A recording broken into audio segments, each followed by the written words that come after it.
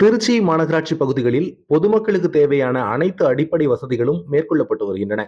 இதன் ஒரு பகுதியாக மாநகராட்சிக்குட்பட்ட பகுதிகளில் 6264 புதிய தெருவிளக்குகள் அமைக்க கடந்த 2023ஆம் ஆண்டு ஏப்ரலில் 13,09,00,000 மதிப்பீட்டில் பணிகள் தொடங்கப்பட்டது. இதில் மின் கம்பங்களில் 5553 தெருவிளக்குகளும், 8 மீட்டர் உயரமுள்ள கால்வனைஸ்டு இரும்பு கம்பிகளில் 711 விளக்குகளும் அமைக்க உத்தேசிக்கப்பட்டது.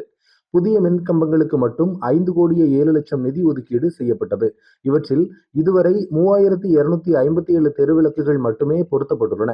இந்நிலையில் இன்னும் 3,007 தெருவிளக்குகள் பொருத்தப்படவில்லை. குறிப்பாக திருச்சியின் மையப்பகுதியில் அமைந்துள்ள சாஸ்திரி ரோடு, மத்திய பேருந்து நிலையத்திலிருந்து வெஸ்ட்ரி பள்ளி வரை உள்ள மேஜர் சரவணன் சாலை, SBI மெயின் ரோடு, DB மருத்துவமனை சாலை போன்ற இடங்களில் தெருவிளக்குகள் அமைக்கப்படாததால் பொதுமக்கள் அவதிப்படுகின்றனர்.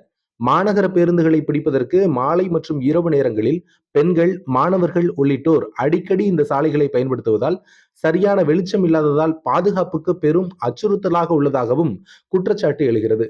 இந்த சாலைகளில் சில தெருவிளக்குகள் இருந்தாலும் மின் கம்பங்கள் அதிக உயரத்தில், குறிப்பாக 30 அடிக்கு மேல் இருப்பதால் அவற்றின் வெளிச்சம் தெளிவாக இருப்பதில்லை.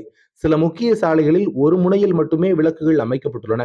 ஆகவே திருச்சி மாநகர பகுதிகளில் பொருத்தப்படாமல் உள்ள 3000 தெருவிளக்குகளையும் விரைவில் அமைத்து பொதுமக்களின் அச்சத்தை போக்க மாநகராட்சி நிர்வாகம் நடவடிக்கை எடுக்க வேண்டும் என்பதே பொதுமக்களின் எதிர்பார்ப்பாக உள்ளது.